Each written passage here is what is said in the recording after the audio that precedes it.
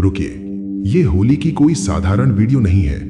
हजारों वर्षों से हम होली खेलते आए हैं, रंग उड़ाते हैं, मिठाई खाते हैं, गले मिलते हैं। लेकिन जो रहस्य इस त्योहार की जड़ों में छुपे हैं, वे न पुराणों की किसी एक किताब में पूरे मिलेंगे, न किसी एक पंडित के प्रवचन में, न किसी न्यूज चैनल की रिपोर्ट में, न किसी स्कूल की टेक्स्ट बुक में। आज पहली बार विज्ञान, तंत्र, खगोल और वेदों के उस संगम को हम एक साथ डिकोड करेंगे। 13 रहस्य एक एक करके। और अंतिम रहस्य, वो सबसे छोटा, सबसे सरल, वही शायद आपकी जिंदगी का सबसे बड़ा सच है, जो आप जानते थे लेकिन भूल गए थे। तो स्क्रीन से नजरें मत हटाइए, क्योंकि ये सिर्फ होली की कहानी नहीं, ये आपके भीतर की एक भाषा है। रहस्य 1, होली का असली नाम क्या है? होलिका नहीं, होलाका। और फर्क सिर्फ एक अक्षर का नहीं है। पहला सवाल, और शायद सबसे जरूरी, इस त्योहार का नाम होली आया कहां से? अधिकांश लोगों का जवाब होगा होलिका से, वो राक्षसी जो भक्त प्रहलाद को अग्नि में जलाने बैठी थी। लेकिन ये उत्तर अधूरा है। नारद पुराण और भविष्य पुराण में इस त्योहार का मूल नाम होलाका मिलता है। संस्कृत में हु धातु का अर्थ है यज्ञ में आहुति देना, अर्पण करना। होलाका का सीधा अर्थ है वह अग्नि जो शुद्ध करे, वह क्रिया जिसमें हम अपनी नकारात्मकता का अर्पण करें। यानी जब आप होलिका दहन के चारों ओर परिक्रमा करते हैं, तो आप वास्तव में एक यज्ञ कर रहे होते हैं, जिसमें आहुति है आपका अहंकार, आपकी ईर्ष्या, आपके पुराने घाव, आपकी वो कड़वाहट जो आप महीनों से भीतर दबाए बैठे हैं। पहला रहस्य, होली एक उत्सव नहीं, आध्यात्मिक शुद्धिकरण की प्राचीनतम विधि है। अगर आज का ये रहस्य आपको सोचने पर मजबूर कर गया है, तो चैनल को सब्सक्राइब करें। रहस्य 2, होलिका दहन की अग्नि साधारण नहीं है। तंत्र शास्त्र का वह रहस्य जो आज भी वैज्ञानिक समझने की कोशिश कर रहे हैं। अब एक ऐसा रहस्य जिसे सुनकर आप एक पल के लिए रुकेंगे। तंत्र शास्त्र में फाल्गुन पूर्णिमा की रात को अग्नि तीर्थ रात्रि कहा गया है। यह मान्यता है कि इस विशेष रात्रि की अग्नि में एक ऊर्जा होती है जो वर्ष के किसी अन्य दिन की अग्नि में नहीं होती। और यह सिर्फ आस्था की बात नहीं है। फाल्गुन पूर्णिमा पर पृथ्वी सूर्य के साथ एक विशेष कक्षीय स्थिति में होती है, वसंत विषुव के ठीक निकट। इस समय वायुमंडल में आयनीकरण का स्तर अधिक होता है। यह वास्तव में अग्नि के दहन गुणों को प्रभावित करता है।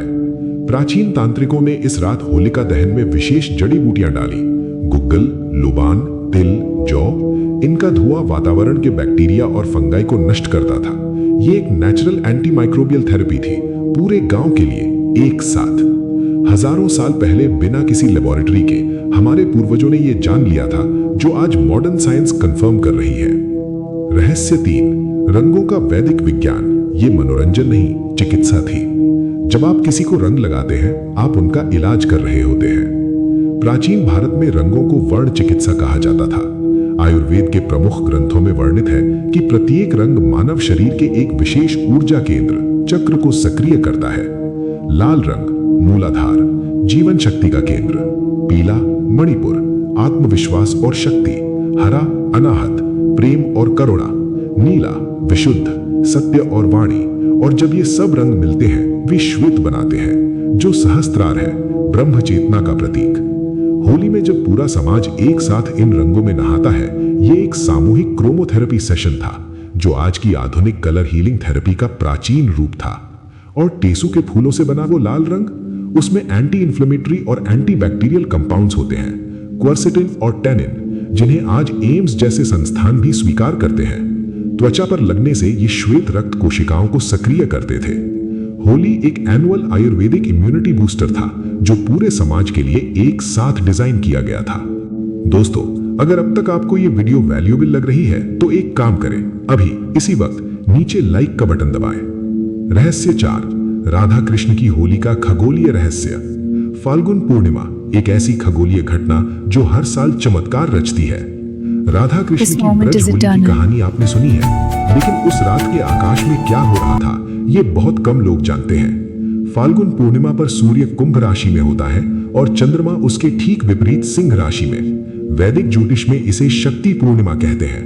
वह क्षण जब सूर्य का तेज और चंद्रमा की शीतलता एक साथ अपने चरम पर होते हैं। और अब एक तथ्य जो आप शायद नहीं जानते, पूर्णिमा पर चंद्रमा का गुरुत्वाकर्षण महासागरों में 50 फुट तक की ज्वार उत्पन्न करता है।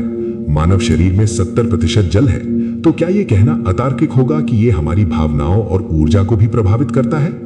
स्टैनफोर्ड यूनिवर्सिटी के एक शोध में पाया गया कि पूर्णिमा के दौरान मानव मस्तिष्क में न्यूरल सिंक्रोनी बढ़ती है। वृंदावन में जो दिव्य प्रेम महसूस होता है, उसका एक कारण शायद यही भी है।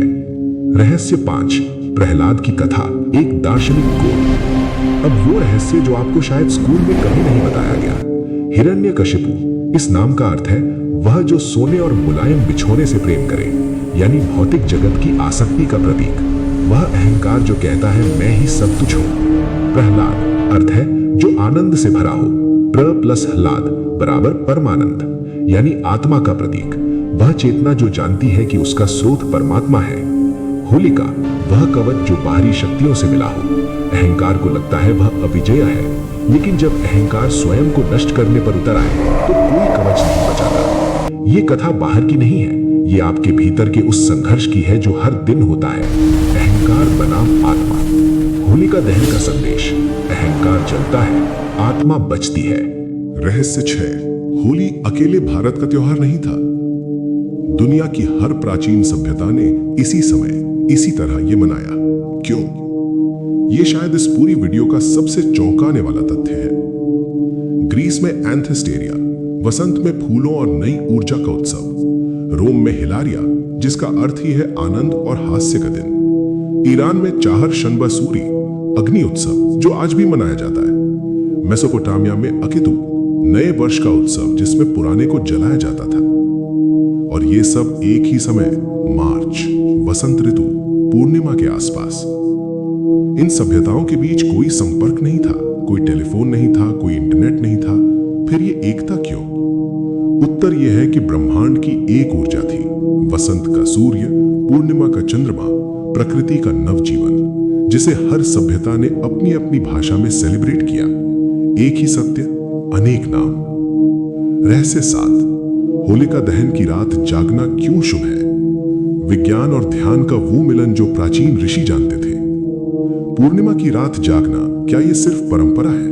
नहीं। यूनिवर्सिटी ऑफ बेसल के 2013 के शोध में पाया गया कि पूर्णिमा पर मानव मस्तिष्क में मेलाटोनिन, नींद का हार्मोन का स्तर 30% तक कम हो जाता है।